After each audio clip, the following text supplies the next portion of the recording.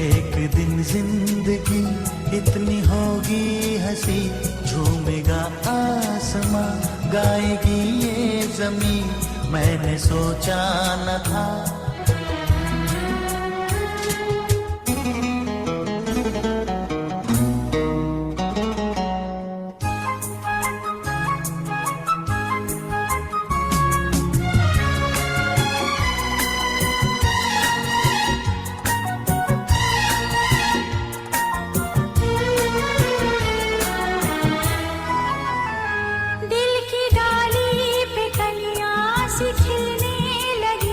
जब निगाहें निगाहों से मिलने लगी, दिल की डाली पे कलियां सी खिलने लगी, जब निगाहें निगाहों से मिलने लगी। एक दिन इस तरह होश खो जाएंगे, पास आए तो मदहोश हो जाएंगे, मैंने सोचा न था।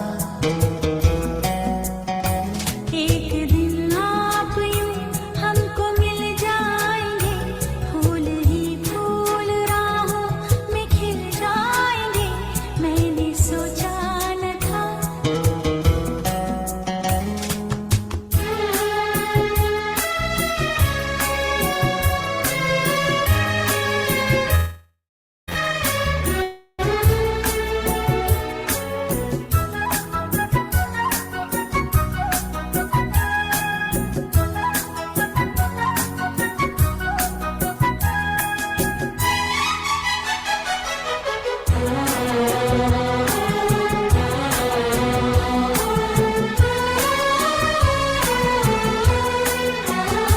जगमगाती हुई जागती रात है या सितारों की बारात है। जगमगाती हुई जागती रात है या सितारों की बारात है। एक दिन दिल की राहों में अपने लिए जल उठेंगे, मोहब्बत के इतने दिए, मैंने सोचा न था। एक दिन जिंदगी इतनी होगी हंसी, झूमेगा आसमां, गाएगी ये जमीन, मैंने सोचा न था। एक दिन आप यूं हमको मिल जाएंगे, फूल ही फूल राहों में खिल जाएंगे, मैंने सोचा न था। मैंने सोचा न था। मैंने सोचा न था।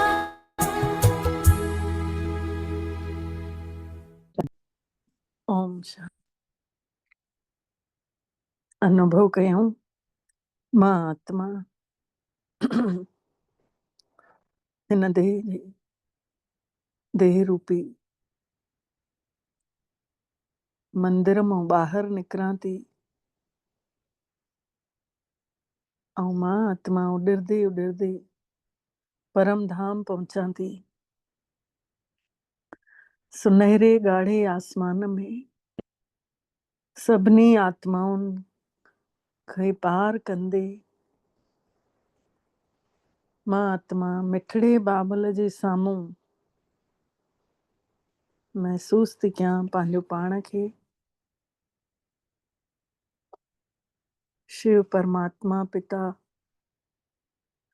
भोलेनाथ भंडारीअ जे अॻितां मां चमकां थी पई बाबा जी किरणनि में। मां आत्मा खे करंट मिले थी ऐं मां इन शक्तिशाली प्रकाश में जन्मनि जन्मनि जी कट लहंदे महसूस थी कयां। मां आत्मा पापनि जे बोझ खां हल्की थी थींदी वञा। जन्म जन्मनि जा कष्ट, जन्मनि जन्मनि जा दुख पाप सभु ख़त्म था थींदा वञनि। निराकार परम पिता परमात्मा जी छांव में मां आत्मा चमकीलो सितारो परफेक्ट थींदी थी वञा। मुंहिंजे अंदरों जूं कमियूं कमजोरियूं पुराणो खोट किस्सा कहानियूं सभु ख़त्म, हिकदम हल्की बंधन मुक्त जीवन मुक्त अवस्था महसूस थी कयां। पापन जो बोझ हल्को थियण जे करे मां आत्मा जे मन बुद्धि विचारनि में भी संस्कारनि में भी परमात्मा जी रोशनी महसूस थी कयां, समाहित थी थींदी वञे। मन मां रोशनी वञे थी बुद्धीअ ॾे ऐं बुद्धीअ मां रोशनी वञे थी संस्कार ठहंदे था वञनि। निरंतर इन्ही धुन में मुंहिंजो बाबो, मुंहिंजो मिठड़ो बाबो मुंहिंजे मथां महिरबान आहे। मुंहिंजो बाबो मुंहिंजा सभु कष्ट कटण आयो आहे, मुंहिंजा पाप धोअण आयो आहे। मां आत्मा जे मथां बलिहार थो वञे।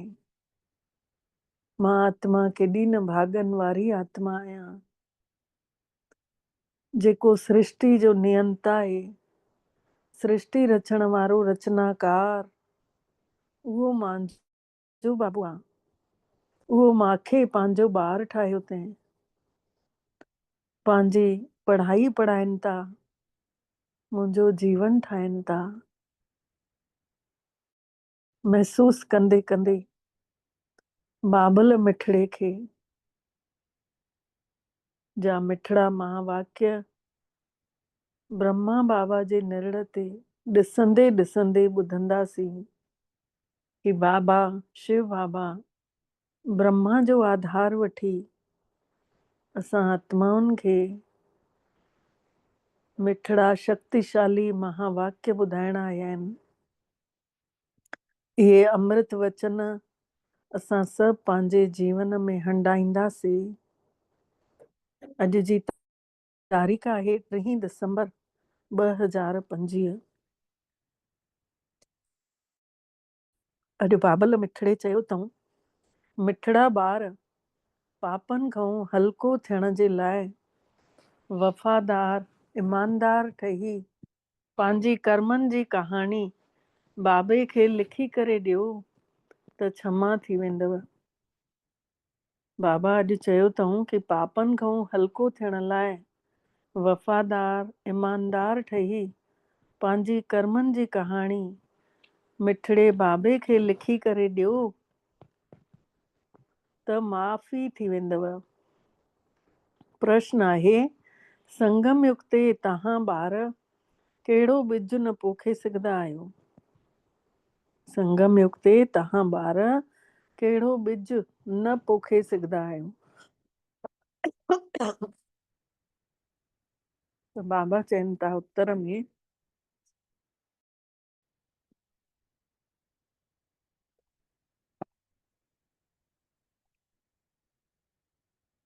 देह अभिमान जो इहो ॿिज सभिनी विकारनि जो, इन्ही ॿिज सां सभु विकारनि जो वण निकिरी पए थो। हिन महिल सॼे संसार में 5 विकारनि जा ई वण निकितल पिया आहिनि। त सभु काम ऐं क्रोध जा ॿिज पोखींदे था रहनि। तव्हां ॿारनि खे बाबल मिठड़े जो डायरेक्शन अथव, आज्ञा अथव कि ॿार योग जी ताक़त सां पवित्र ठहो। यादि कंदे कंदे आत्मा पवित्र थी वञे। त इहो ॿिज पोखणु बंदि कयो, विकारनि जो ॿिज पोखणु बंदि कयो। गीत आहे, तव्हांखे पाए करे असां सॼो जहान पाए वरितो अथसीं। आनंद भया मेरी माई सतगुरु में पाया।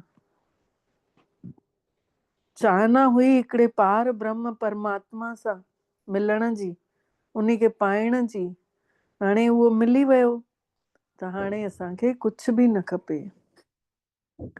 ओम शांति। मिठड़े मिठड़े रुहानी ॿारनि में गीत ॿुधऊं। हिनमहिल त थोरड़ा आहियो, घणे खां घणा ॿार थींदा वेंदव। हिन महिल थोरड़ा प्रैक्टिकल में ठहिया आहियो। वरी बि हिन प्रजापिता ब्रह्मा खे ॼातो अथव, ॼाणियो त सभिनी अथव। नालो ई आहे जंहिंजो प्रजापिता ब्रह्मा, प्रजा जो पिता। केतिरी ढेर प्रजा आहे। सभु धर्म वारा हिन खे मञींदा ज़रूर। सभु धर्म वारा प्रजापिता ब्रह्मा खे मञींदा ज़रूर। उन्हनि खां ई माण्हुनि जी रचना थी हुई। बाबा ने सम्झाणी ॾिनी अथऊं कि शरीर जो पिता बि हद जो ब्रह्मा चवराईंदो, छोकी उन्ही खां बि त वंश ठहे थो, वंश हले थो। त उहो बि हद जो ब्रह्मा चवराइजंदो। सरनेम सां ई वंश हलंदो आहे न, त उहो हूंदा आहिनि हद जा। ऐं हे प्रजापिता ब्रह्मा आहे बेहद जो बाबा। उहे लौकिक जेके पीउ हूंदा आहिनि, शरीर जा माउ पीउ, उहे त लिमिटेड ॿार पैदा कंदा आहिनि, कोई न बि पैदा कंदा आहिनि। इहो त ज़रूरु रचींदो, ब्रह्मा बाबा त ज़रूरु पैदा कंदो। जंहिंजे मथां नज़र वेंदसि उहो त निकिरंदो ई। ईअं कोई चवंदो कि प्रजापिता ब्रह्मा जा ॿार कोन्हनि, ईअं त कोई बि न चवंदो। हिन जा ॿार त सॼी दुनिया आहे। पहिरियों पहिरियों आहे ही प्रजापिता ब्रह्मा। मुसलमान बि आदम ऐं बीबी जेको चवंदा आहिनि त ज़रूरु कंहिंखे त चवंदा हूंदा न। आदम ऐं बीबी कंहिंखे त चवंदा हूंदा न।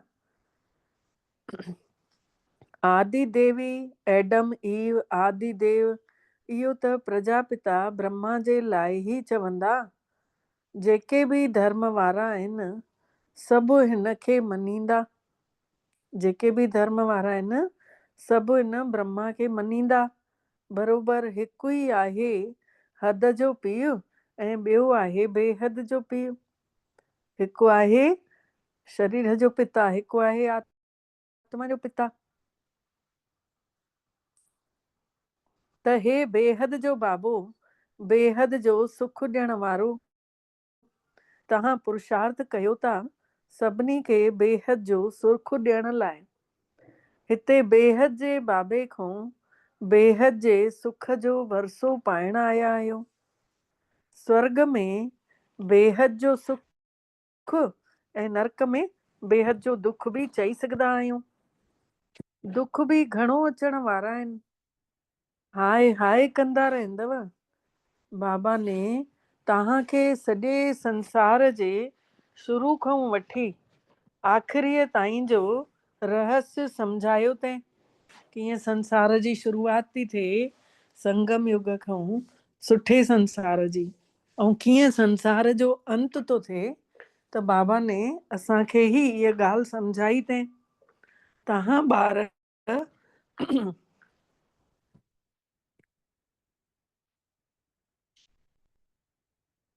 तव्हां ॿार साम्हूं वेठा आहियो ऐं पुरुषार्थ बि कयो था।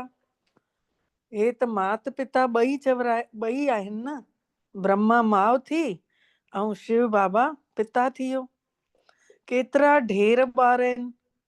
बेहद जे माउ पीउ खां कॾहिं काई दुश्मनी रखंदा न। बेहद जो मात पिता आहे ब्रह्मा बाबा ऐं शिव बाबा, त उन सां त कोई बि दुश्मनी रखंदो कोन कि भई उन सां कंहिं बि जन्म जो कुझु बि हूंदो या हिन ई जन्म में चाहे, लेकिन बेहद जे बाबा खे त सभिनी खे वणंदो न। त बाबा चवनि था माउ पीउ खां सुख मिलंदो आहे न। ॻाईंदा बि आहिनि कि तूं मात पिता असां बच्चा तुंहिंजा, ॻाईंदा रहनि था। ॻाईंदा अचनि था ॿियनि धर्म वारा बि सभु हुन परम पिता खे ई सॾु कंदा आहिनि। माउ पीउ न चवंदा छड़ो हिते ई ॻाईंदा आहियो, तुम मात पिता हम बालक तेरे। ॿियनि धर्मनि वारा धर्म स्थापकनि खे पीउ चईंदा, लेकिन हिते असां माउ बि चऊं था न, ब्रह्मा माउ थी वई न। ब्रह्मा जनम थी ॾे ऐं शिव बाबा उन्ही में वेठल आहे, त माउ पीउ ॿई हिक में थिया। तव्हां ॿार ॼाणियो था, असां पढ़ी करे माण्हूअ खां देवता, कंडनि खां गुल ठहूं था। बाबा खेवैया बि आहे बाबा जेको आहे पार लॻाइण वारो बि आहे, त बागवान बि आहे। बाक़ी तव्हां ब्राह्मण सभु केतिरे प्रकार जा माली आहियो। मुगल गार्डन जो बि माली हूंदो आहे न, मुगल गार्डन जो बि माली हूंदो आहे न, उन्ही जी पघार बि ॾिसो केतिरी सुठी हूंदी आहे। त माली बि त नंबरवार आहिनि। कोई कोई माली केतिरा सुठा सुठा गुल ठाहींदा आहिनि। गुलनि में बि हिकिड़ो त गुलनि जो राजा बि हूंदो आहे। सतयुग में राणी बि हूंदी आहे गुलनि जी।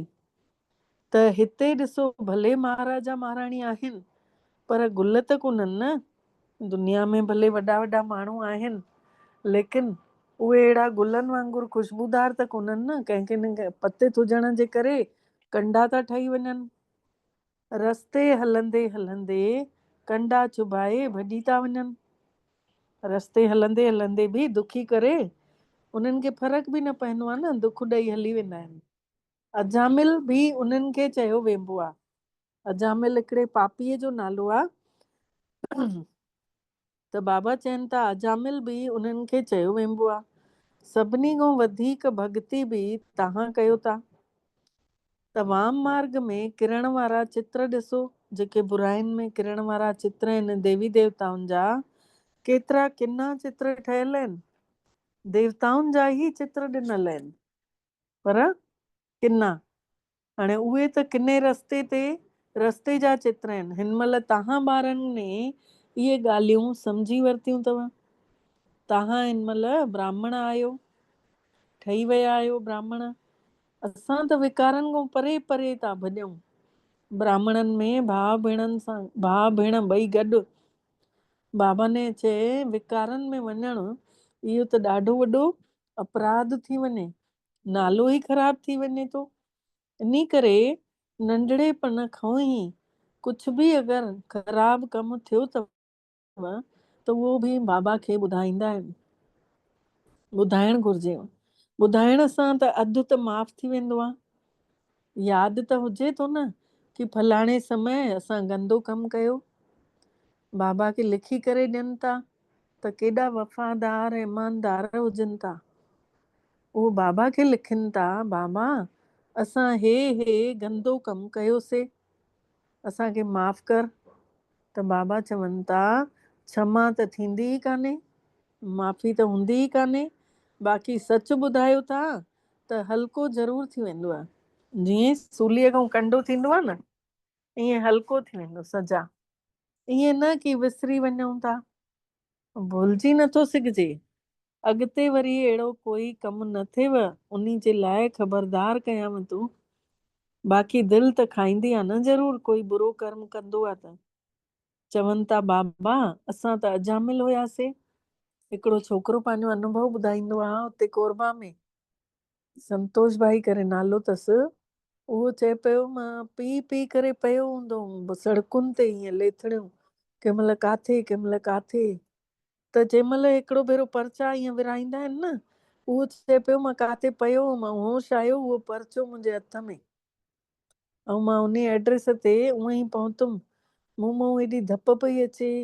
जंहिं महिल चए पियो घंटी वञी वॼाई ऐं उते सेंटर में जेका एड्रेस लिखियल हुई उन्हनि दर खोलियऊं त चयूं सनानु पाणी करे शाम जो अचिजांइ।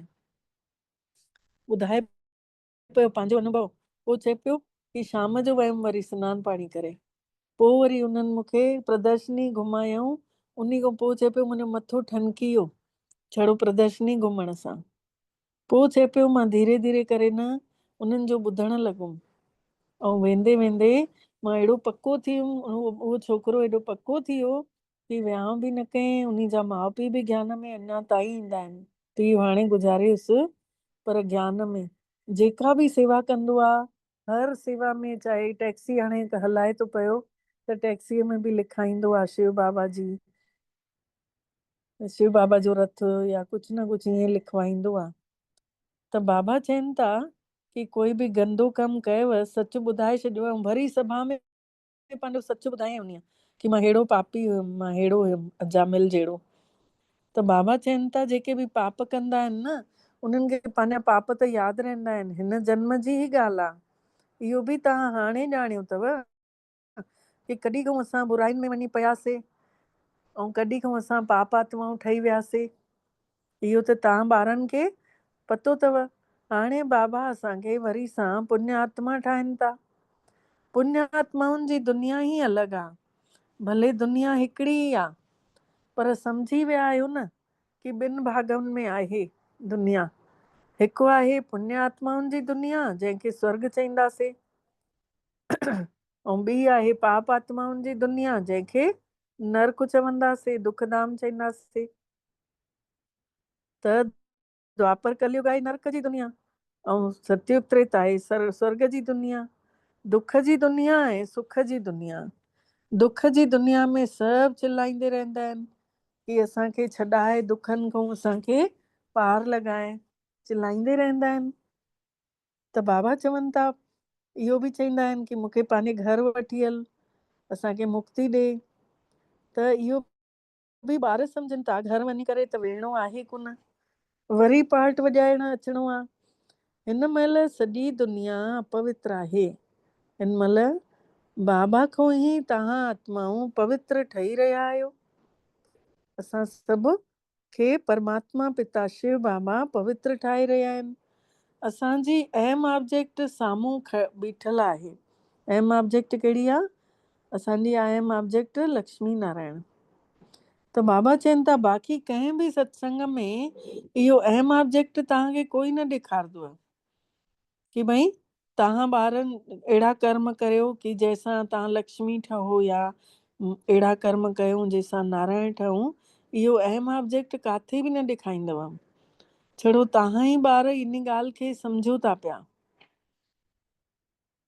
त बाबा चवनि था कि ॾिसो ॿियनि सत्संगनि में इहो कुझु कान अथव कि असां हे ठहूं था पिया। ॿार तव्हां ई इहे हुयव, हाणे कोन आहियो। तव्हां पूज्य हुयव, हाणे पुजारी ठही विया आहियो। वरी सां पूज्य ठहण जे लाइ पुरुषार्थ खपे, महिनत खपे। बाबा केतिरो सुठो पुरुषार्थ कराइनि था। इहो बाबा सम्झनि था। इहो बाबा सम्झे थो न कि मां वञी प्रिंस ठहंदुमि। ब्रह्मा बाबा इहो सम्झे थो न कि मां वञी करे महाराजा ठहंदुमि। नंबर 1 में त इहो ई आहे। वरी बि हर वक़्तु यादि हुजेसि कान थी, विसरी थो वञे। केतिरी बि कोई महिनत करे, पर उहा अवस्था हुजे कान थी।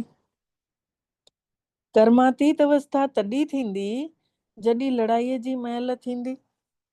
पुरुषार्थ त सभिनी खे करिणो आहे न, महिनत त सभिनी खे करणी आहे, पर कर्मातीत अवस्था तॾहिं थींदी जॾहिं उहा यादि रहंदी। बाबा चवनि था कोई केतिरी बि महिनत करे, पर उहा अवस्था हिन महिल न थींदी। छोकी पुरुषार्थ त कराइणो अथसि न सभिनी खां, हिन खां बि कराइणो अथसि, ब्रह्मा बाबा खां बि। ऐं तव्हां सम्झो था कि चित्र में ॾिसो, बाबा जो चित्र काथे आहे, ब्रह्मा बाबा जो काथे आहे। केतिरो सवले तरीक़े सां सम्झाणी ॾिनी वई आहे। इहे सभु ॻाल्हियूं बाबा ने ई सम्झायूं अथई। इहो बि न ॼाणींदा हुआसीं कि बाबा ही ज्ञान जो सागर आहे। उन्ही खे ई सभु यादि कनि था। हे परम पिता परमात्मा, अची करे असांजा दुख ख़तम कर, हरे वठ। ब्रह्मा विष्णु शंकर त देवताऊं आहिनि। मूल वतन में रहण वारनि आत्माउनि खे देवता थोड़े ई चई सघंदा आहियूं। जेके आत्माऊं मूल वतन में रहनि थियूं, जिन खे शरीर ई कान्हे, त उन्हनि खे देवता थोड़ी चई सघंदा आहियूं। हाँ, ब्रह्मा विष्णु शंकर जो रहस्य बाबा ने सम्झाणी ॾिनी अथई कि उहे सूक्ष्म वतन में आहिनि। त ब्रह्मा लक्ष्मी नारायण इहे त सभु हिकिड़े ई आहिनि न। सूक्ष्म वतन जो छड़ो तव्हां ॿारनि खे हिन महिल साक्षात्कार थिएव थो। हे बाबा बि फ़रिश्तो ठही वञेव थो।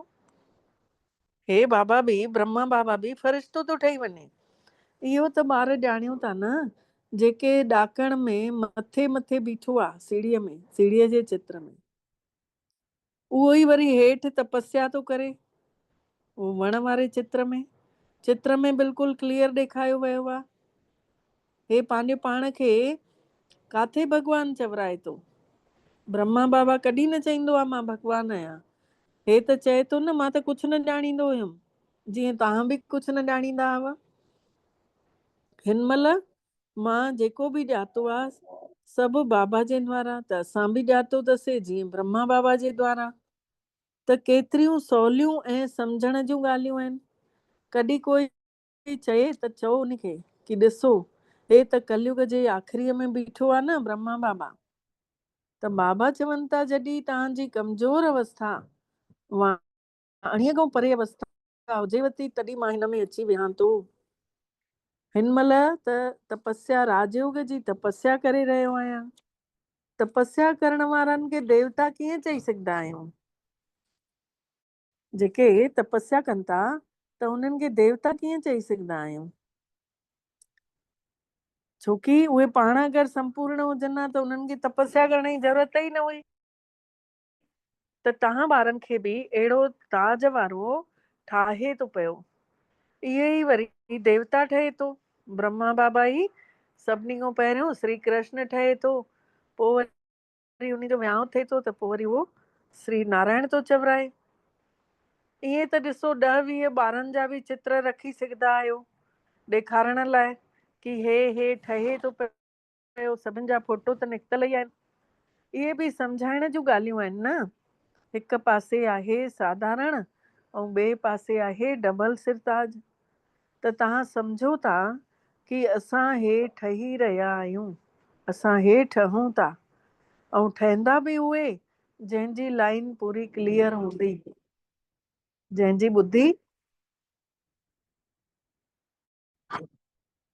ॿुधी हिकदमि साफ़ हूंदी, उहे ई ठहंदा। त बाबा चवनि था अञा मिठो बि ॾाढो ठहिणो अथव।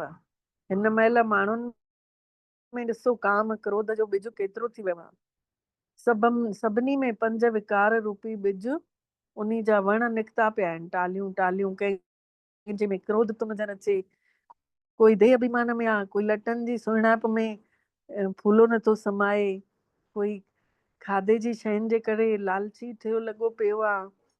त बाबा चवनि था अॼु कोई बि अहिड़ो कोन्हे जंहिंमें इहे 5 विकारनि जो कोई न कोई तत्व हुजे, ॿिज हुजे, आहे ई आहे। त अहिड़ो ॿिज असांखे न पोखणो आहे।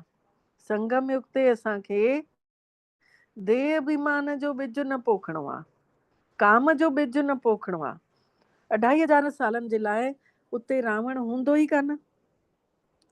2500 सालनि जे लाइ उते रावण हूंदो ई कान। मुख्य ॻाल्हि ई आहे कि मन मना भव, कि मनी मन मूंखे यादि कयो।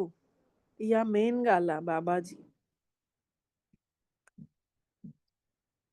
बाबा चवनि था मूंखे यादि कयो। सभिनी खां पिछाड़ी में त हे आहे न, सभिनी खां पिछाड़ी में ब्रह्मा बाबा बीठो आहे न वण जे चित्र में, ऐं उन सां गॾु पाण सभु आहियूं। ऐं मथे मथे बि आहे, जंहिं महिल वण कमज़ोर थो थिए तंहिं महिल बि आहे ब्रह्मा बाबा। पोइ सभिनी खां पहिरियों बि उहो ई आहे। त यादि जी ताक़त सां ॾिसो केतिरो थो पवित्र ठही वञे। शुरूअ में त ॿारनि खे ॾाढो साक्षात्कार थींदा हुया, ॾिसणु ईंदो हुयो। हाणे त भक्तीअ में जेसीं ताईं जंहिं महिल नौधा भक्ति नथा करनि, नौधा भक्ति कनि था त पोइ वरी उन्हनि खे साक्षात्कार बाबा कराइनि थो पियो।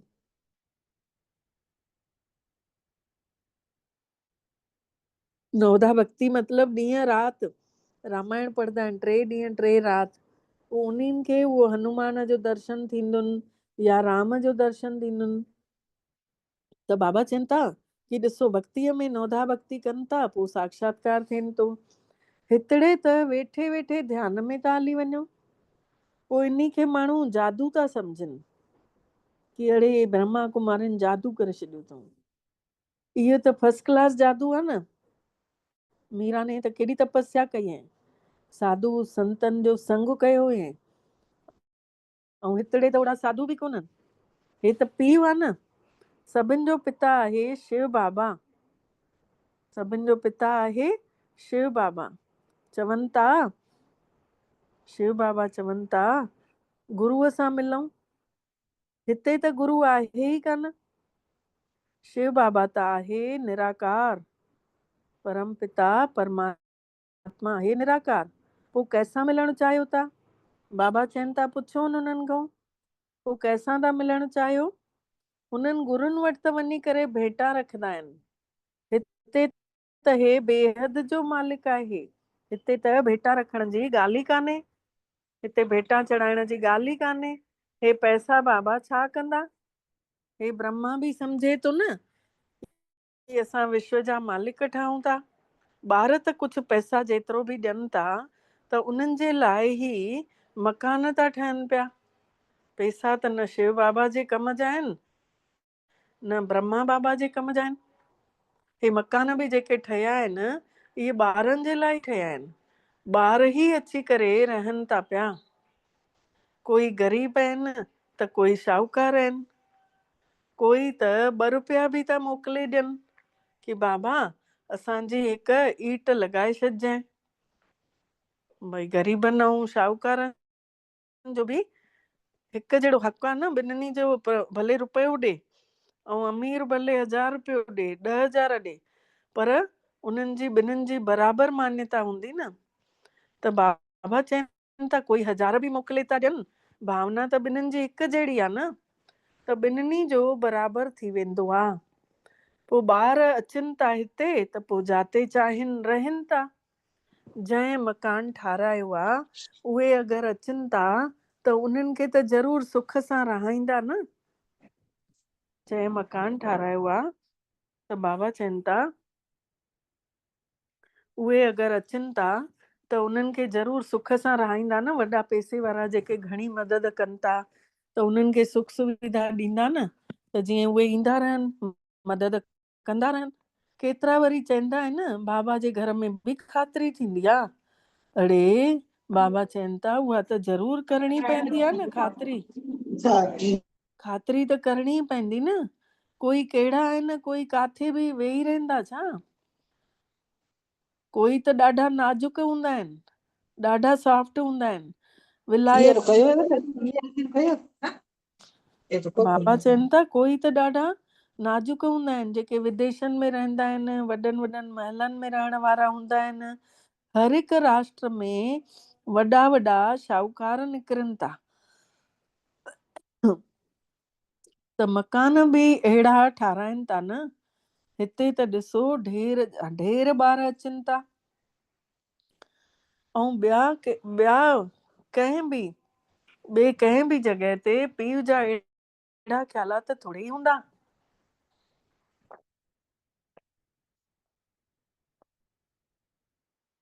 कंहिंखे 10-12 पोटा पोटी हूंदा, कंहिंखे 20 हूंदा। अच्छा हलो कंहिंखे 200-500 बि हुजनि, इन खां त वधीक न हूंदा न। पर हिन बाबा जी ॾिसो फैमिली त केतिरी वॾी आहे, ऐं अञा वधंदी वेंदी हीअ फैमिली। हीअ त राजधानी थी ठहे न, त हे परिवार त अञा वधंदो वेंदो। बाबा जी फैमिली त केतिरी ठहंदी। हो वरी प्रजापिता ब्रह्मा जी फैमिली ॾिसो केतिरी थी वई। हर 5000 सालनि में जॾहिं बाबा अचनि था तॾहिं त हे सुहिणियूं ॻाल्हियूं तव्हांजे कननि में पवनव थियूं। बाबा जे लाइ ई चओ था न कि हे प्रभु तुंहिंजी गतमत सभिनी खां न्यारी आहे।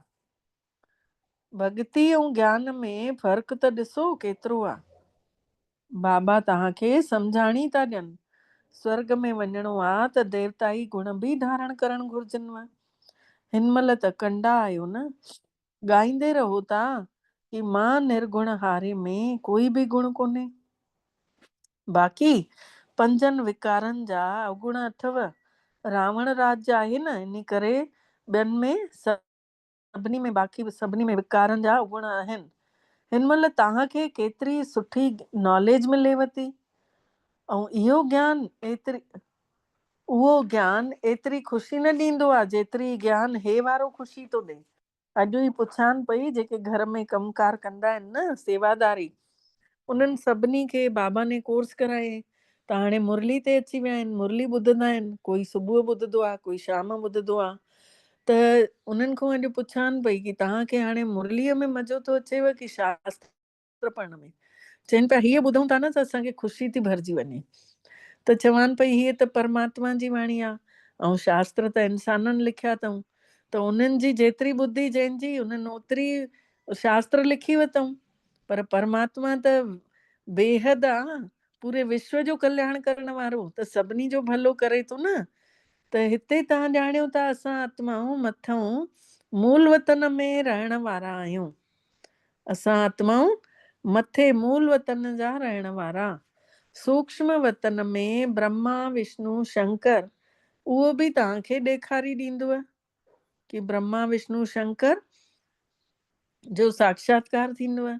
ब्रह्मा बि हिते ई आहे, लक्ष्मी नारायण बि हितां जो ई आहे। इहो छड़ो साक्षात्कार थींदव, बसि उन सां बाक़ी कोई फ़ाइदो आहे कोन। व्यक्त ब्रह्मा, पोइ वरी सूक्ष्म वतन वासी ब्रह्मा, फ़रिश्तो कीअं थो ठही वञे, इहा निशानी आहे, बाक़ी आहे कुझु बि कान। हिन महिल तव्हां ॿार सभु ॻाल्हियूं सम्झंदा वञो था, हिन महिल तव्हां ॿार सभु ॻाल्हियूं सम्झंदा वञो था, धारणा कंदा था वञो। नई ॻाल्हि कोन्हे, तव्हां केतिरा भेरा देवता ठहिया आहियो, पवित्र राज्य हुयो न, त हे चक्र फिरंदो रहे थो। हे उहो ड्रामो विनाशी ड्रामो हूंदो आहे, जेको 3 कलाकनि जी पिक्चर हूंदी आहे उहा त ख़तम थी वेंदी आहे 3 कलाके में, पर हे ड्रामो जेको आहे हे अविनाशी ड्रामो आहे, हे कॾहिं ख़तम ई न थियण वारो आहे। जीअं ॾींहं राति हलंदे था रहनि तीअं हे ड्रामो बि हलंदे रहे थो पियो। त बाबा चवनि था हे अविनाशी ड्रामो आहे, नादी अथव, हे तव्हांजे सवाइ ॿियो कंहिंजी बि ॿुद्धीअ में ई कोन्हे, असांजे सवाइ ॿियो कंहिंजी बि ॿुद्धीअ में कोन्हे। इहो सभु वेही करे बाबल मिठड़ो सम्झाणी ॾियनि था। ईअं न कि परंपरा खां हलंदो अचे थो, बाबा चवनि था ईअं कोन्हे कि हे ड्रामो परंपरा खां हलंदो अचे थो। बाबा चवनि था हे ज्ञान हिन महिल तव्हांखे ॿुधायूं था, पोइ वरी हे ज्ञान तव्हां विसरी वेंदव, तव्हां राजा ई पद पाए वठंदव, पोइ वरी सतयुग में हे ज्ञान हूंदो ई कान, सतयुग में हेड़ो नॉलेज मिलंदो ई कान। अच्छा अच्छा, पोइ वरी बाबा जो यादि प्यार, मिठड़े मिठड़े सिकी लधे ॿारनि प्रति माउ पीउ जो यादि प्यार ऐं गुड मॉर्निंग। रूहानी बाबल जी रूहानी ॿारनि खे नमस्ते, ऐं असां रूहानी ॿारनि जी बि रूहानी मिठड़े बाबल खे दिल जो यादि प्यार, गुड मॉर्निंग ऐं नमस्ते। मिठड़ा बाबा नमस्ते। शुक्राना बाबल तव्हांजा बारंबार दिलि सां शुक्राना जे तव्हां असांखे पंहिंजो कयो ऐं असां सभिनि जो पदमा पदम भाग्य जगायो। सार आहे, पहिरियों पॉइंट आहे, हमेशह यादि हुजेव कि असां हिन महिल ब्राह्मण आहियूं, इन करे विकारनि खां ॾाढो ॾाढो परे रहणो आहे। हमेशह इहो यादि रहेव कि असां हिन महिल ब्राह्मण आहियूं, इन करे विकारनि खां ॾाढो ॾाढो परे रहणो आहे। कॾहिं बि गंदी दृष्टि न हुजेव कंहिंजे बि प्रति न। बाबा खां बाबा सां ॾाढो ॾाढो ईमानदार ऐं वफ़ादार रहणो आहे। बाबा सां ईमानदार ऐं वफ़ादार हुजऊं। जॾहिं बि बाबा कोई बि सेवा चए मुरलीअ में, असांखे जी हाज़िर हाजी जो पाठ पक्को करे रहणो आहे। ॿियो पॉइंट आहे, डबल सिरताज देवता ठहण लाइ ॾाढो मिठो ठहिणो आहे, लाइन क्लियर रखणी आहे ऐं राजयोग जी तपस्या करणी आहे। लाइन क्लियर हुजे ऐं राजयोग जी तपस्या करणी आहे। वरदान आहे, महसूस कयूं बाबल मिठड़े जो वरदानी हथ असां सभिनि जे मथे ते रखियल आहे। बाबा हेठि लथा आहिनि, चारों तरफ़ लाइट ऐं माइट फैलाईंदे ऐं वरदानी हथ असां सभिनि जे मथे ते रखी बाबा वरदान ॾियनि था। मुख में टोली खाराइनि था, तिलक लॻाइनि था, हिम्मत वधाइनि था, बंधन मुक्त ठाहिनि था। महसूस कयूं वरदान खे असां पंहिंजे जीवन में आणींदासीं। हमेशा बेहद जी स्थितिअ में स्थित रहण वारा, मतलब आत्म स्वरूप में स्थित रहण वारा, बंधन मुक्त, जीवन मुक्त ठहो। बंधन मुक्त ऐं जीवन मुक्त ठहो। डिटेल में बाबा ॿुधाइनि था कि देह अभिमान हद जी स्थिति चईंदासीं ऐं आत्म स्वरूप ठहण बेहद जी स्थिति आहे। त देह में अचण सां केतिरा कर्म बंधननि में फासी था पऊं अची, लेकिन जब आत्मा था सम्झूं जेॾी महिल त इहे सभु बंधन ख़तम था थी वञनि। जीअं चइबो आहे न, बंधन मुक्त ही जीवन मुक्त चवरायूं था, जीवन मुक्त हूंदा आहिनि। ईअं ई बेहद जी स्थितिअ में स्थित रहो था, उहा दुनिया जे वातावरण, दुनिया जे वाइब्रेशन, तमोगुणी आदतुनि खां परे हुजो था। माया जे वार खां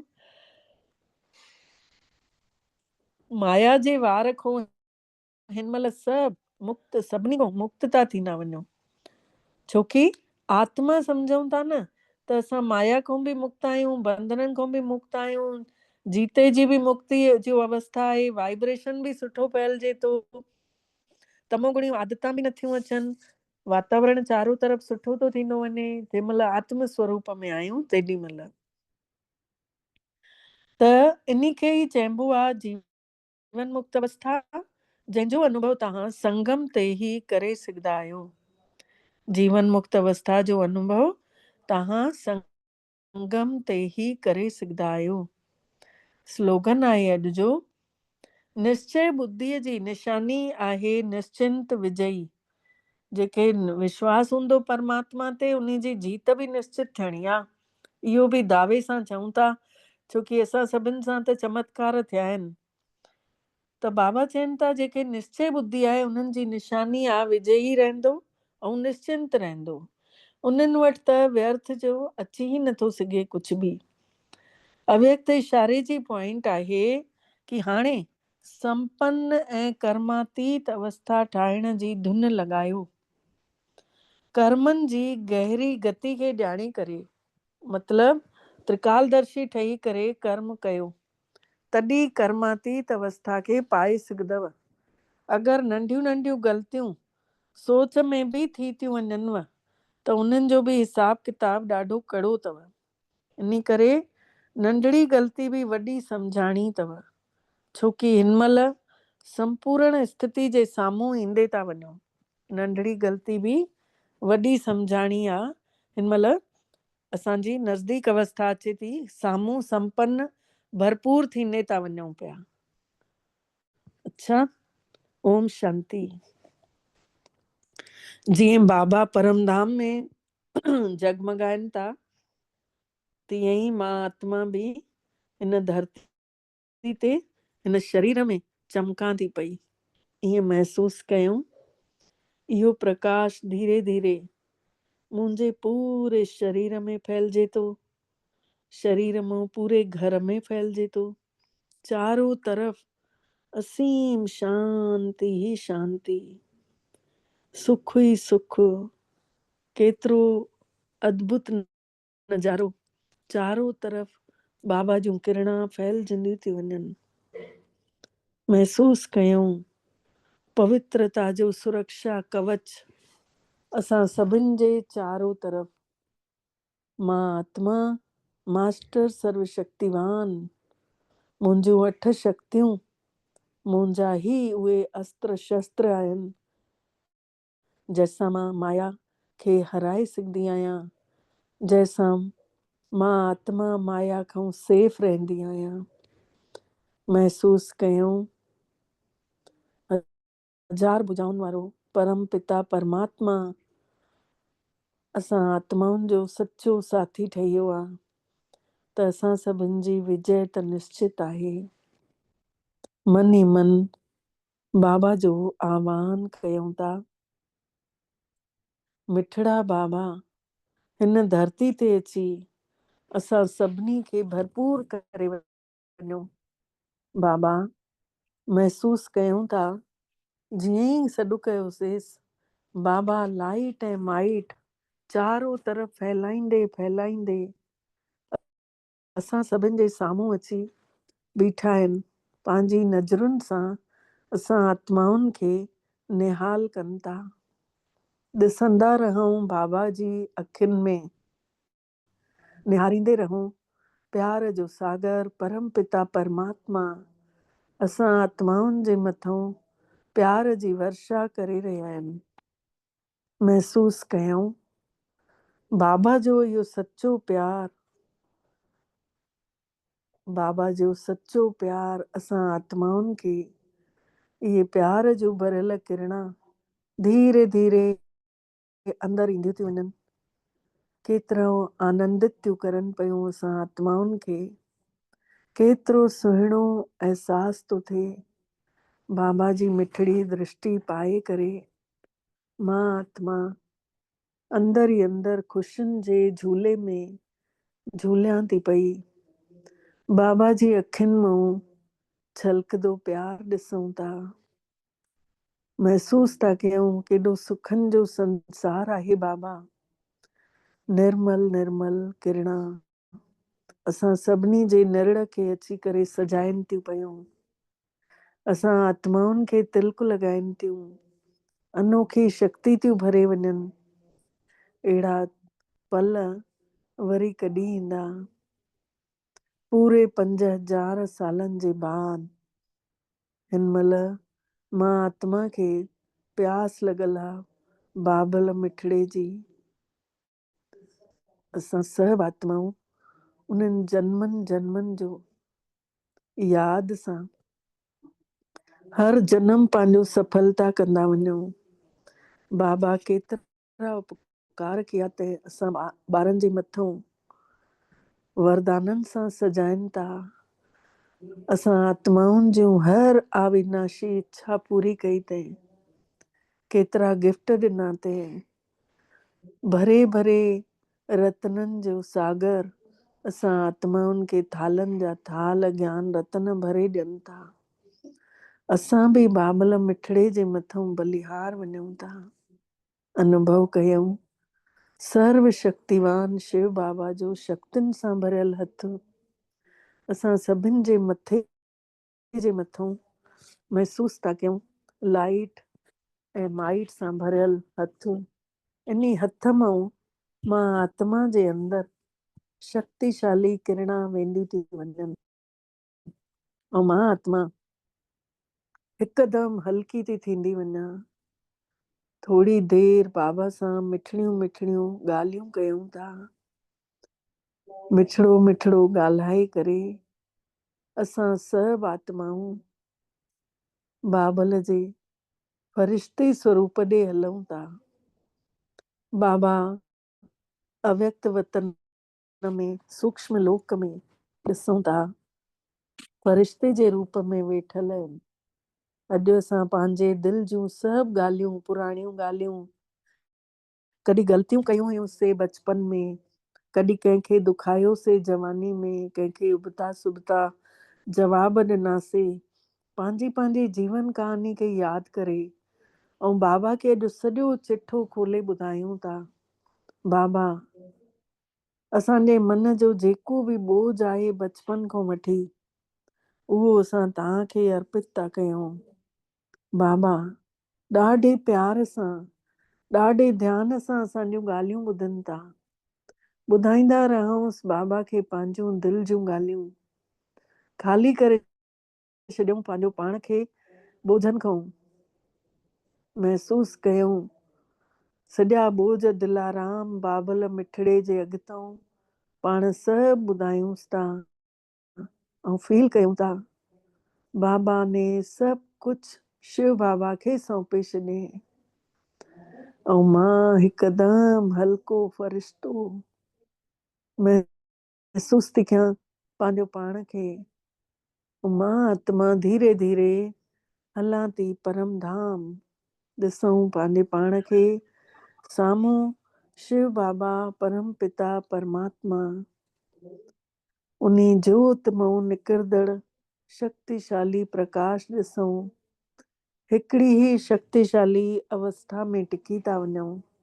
बसि मां ऐं मुंहिंजो मिठड़ो बाबो हिकु सेकेंड में मन जा मालिक ठही बाबल मिठड़े वटि हली। मुंहिंजो बाबा मुंहिंजो इहो ई बाबो आहे, इहो ई मुंहिंजो संसार आहे। इन एकाग्र स्थिति में स्थित था थी वञूं।